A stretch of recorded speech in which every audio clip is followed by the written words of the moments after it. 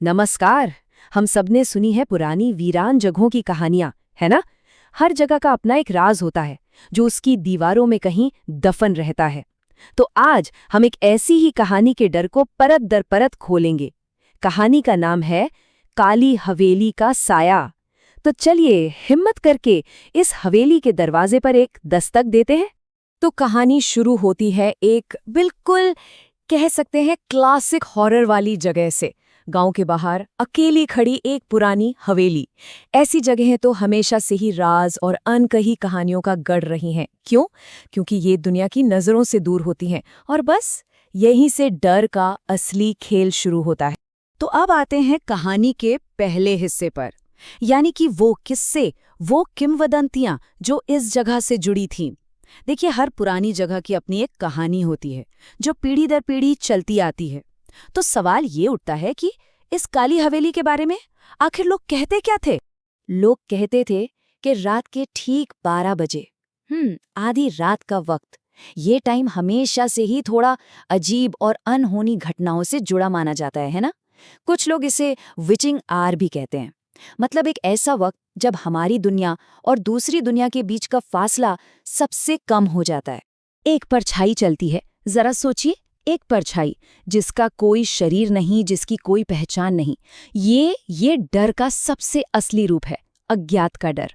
किसी को नहीं पता था कि वो कौन है, वो क्या चाहती है। बस इतना मालूम था कि वो हर रात ठीक उसी वक्त वहां होती है।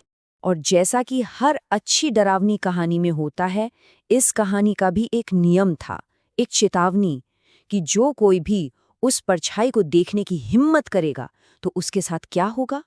वो कभी वापस नहीं आता। बस कहानी खत्म। एक ऐसा अंजाम जो किसी की भी हिम्मत तोड़ दे, किसी को भी उस हवेली की तरफ आंख उठाकर देखने से रोक दे। लेकिन मजा तो तब आता है और कहानियां भी तभी आगे बढ़ती हैं जब कोई इन चेतावनियों को नजरअंदाज कर देता है। और बस यहीं से कहानी का दूसरा हिस्सा शुरू होता है, चुनौती का। जब कुछ लोग अविश्वास में एक ऐसी शर्त लगा लेते हैं जो उन्हें सीधा उसी डर के मुंह में धकेल देती है जिसका वो मजाक बना रहे थे। हमारे कहानी के किरदार हैं राहुल और उसके दोस्त। उनके लिए हवेली की ये कहानी कुछ नहीं, बस एक अफवाह थी, एक बेबुनियाद किस्सा। और ये तो हम सब जानते हैं, इंसानी फितरत है, जहां लॉजिक और मॉडर्न सोच पुरानी बातों को चैलेंज करती है। उन्हें पक्का यकीन था कि ये सब बकवास है। और बस अपनी इसी बात को सच साबित करने के लिए एक रात उन्होंने अपनी सारी हिम्मत जुटाई और उस बदनाम हवेली के दरवाजे के अंदर कदम रख दिया। ये कहानी का वो पॉइंट था जहां से वापसी नामुमकिन थी। तो अब आता है तीसरा हिस्सा, आधी रात का कहर। ये वो लम्हा था जब सारा मजाक, सारी बहादुरी धरी की धरी रह गई और वो पुरानी कहानी एक भयानक हकीकत बनकर उनके ठीक सामने आ खड़ी हुई। जरा देखिए, ये सब कितनी तेजी से हुआ, एक के बाद एक। जैसे ही घड़ी में 12 बजे हवेली के भारी दरवाजे धड़ाम से अपने आप बंद हो गए, मानो उन्हें बाकी दुनिया से काट दिया गया हो। फिर अचानक एक ठंडी बर्फीली हवा का झोंका आया और दीवारों से किसी के रोने की, सिसकियों की आवाजें आने लगीं। माहौल पूरी तरह बदल चुका था। सारी बहादुरी, सारा मजाक अब हवा हो चुका था। उसकी जगह अब सिर्फ एक सिहरन पैदा करने वाले डर ने ले ली थी। और राहुल ने कांपती हुई आवाज में पूछा, कौन है? ये वही सवाल है जो हर डरावनी कहानी में कोई ना कोई जरूर पूछता है, ये जानते हुए भी कि जवाब अच्छा नहीं मिलने वाला। और फिर उन्हें अपने सवाल का जवाब मिला। यह है कहानी का चौथा हिस्सा, पर्दाफाश। अब डर का असली चेहरा उनके सामने था और वो परछाई अब सिर्फ एक परछाई नहीं थी। तभी उस खामोशी को चीरती हुई सीढ़ियों से एक आवाज आई, छम छम, पायल की आवाज। हमारी लोक कथाओं में ये आवाज अक्सर किसी अलौकिक शक्ति के आने का संकेत होती है। एक ऐसी आवाज जो सुनने में खूबसूरत भी है और उतनी ही खौफनाक भी। और फिर उन्होंने उसे देखा, एक औरत सफेद साड़ी में, सफेद साड़ी जो अक्सर शोक और आत्माओं का प्रतीक मानी जाती है, लेकिन उसके पैर वो पीछे की तरफ मुड़े हुए थे, चुड़ैल की सबसे बड़ी पहचान।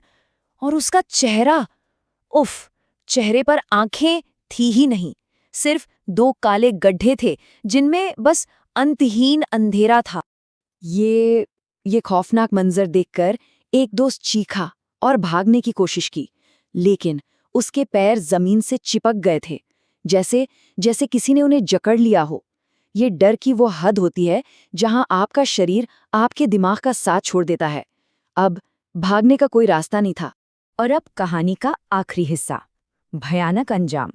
कहानी का अंत बिल्कुल वैसा ही हुआ जैसा उस पुरानी कहानी में कहा गया था, और पीछे पीछे रह गई तो बस एक खामोश चेतावनी। उस औरत की एक धीमी लेकिन बिल्कुल साफ आवाज पूरी हवेली में गूंजी, जो मेरी हवेली में आया वो यहीं रहेगा। ये कोई धमकी नहीं थी, ये एक फैसला था जो सुना दिया गया था, एक श्राप जो पूरा हो चुका था। अगली सुबह हवेली बिल्कुल खामोश थी और दरवाजे के बाहर बस 4 जोड़ी जूते पड़े थे। एक ऐसा खामोश सबूत जो उस रात की पूरी कहानी बिना एक शब्द कहे सब कुछ बता रहा था। लेकिन कहानी यहां भी खत्म नहीं हुई। गांव वाले कहते हैं कि वो पुरानी कहानी अब बदल गई है। आज भी रात के 12 बजे उस हवेली से एक आवाज आती है, लेकिन वो आवाज अब किसी अनजाने साये की नहीं, बल्कि राहुल की है। मानो कहानी ने अपने ही किरदार को निगल लिया हो। और वो आवाज सिर्फ एक ही बात दोहराती है, मत आना यहाँ। एक चेतावनी जो अब खुद उस हवेली के साये का हिस्सा बन चुकी है। और ये कहानी हमें एक सवाल के साथ छोड़ जाती है, क्या कुछ कहानियां सिर्फ किस्से कहानियां होती हैं, या फिर वो चेतावनियां होती हैं जिन्हें हम वक्त के साथ भूल जाते हैं।